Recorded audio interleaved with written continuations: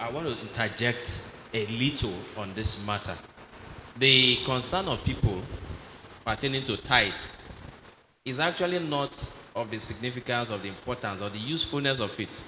But the challenge is the activities that is observed in the church today.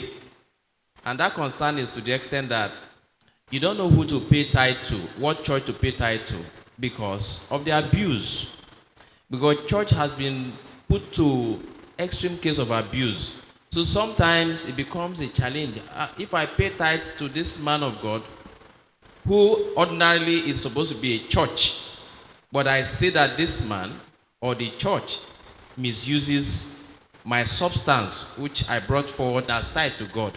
So the burden now is, at what point can I pay tithe? Is it by way of conscience, or by what I see, or as a point of duty, irrespective of the practices of the church? That is not the issue.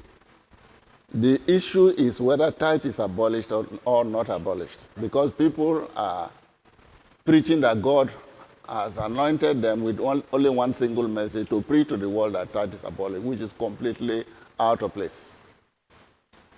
If you recognize that you need to show devotion or be subject to Christ as your Lord and support his government by giving him, well, everything you have belongs to him.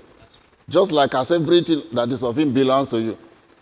But as a practical way of showing love and commitment to the service of him, you give tithe out of every tithe is not paid for, it's only paid for profit, for value added, for income. If you do a business and there is no profit, no tithe, but you can give offering.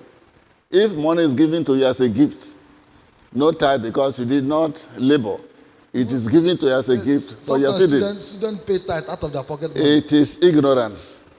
That money is meant for school fees, for the sustenance of the students. He did not produce anything. It's given to him by his parents for his upkeep and for his school fees.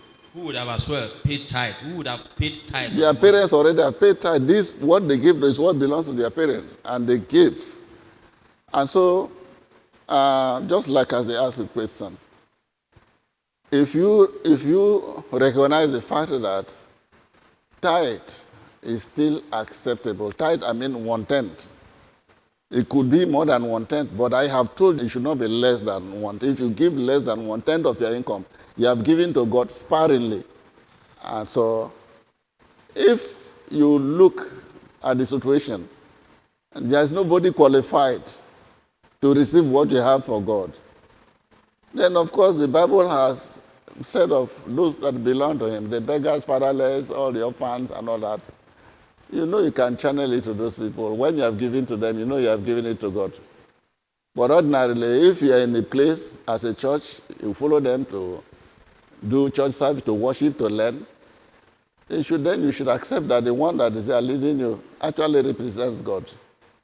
So you are meant to give it to him, not him. The pastor is not meant to take the tithe as his own. It's not only him, but there are a group of people that supervise those things that come into the storehouse so that they'll be able to meet with the demands of the church. Okay, Pastor, let's move away from this tithe because it's controversial, and we think maybe over time we'll talk more on it. No, but you have to remember the tithe is not, because in Hebrews 7:8, if men that died receive tithe, but this one he received because he lived forever. Who lives forever is Christ. He receives. People are saying that in the Bible there is no place where it is written, pay tithe. The Bible tells us that so many things happen which are not written in this book, but these are written that ye might believe that Jesus is Son of God, and by believing you might have everlasting life. Okay. So the Bible cannot tell you everything.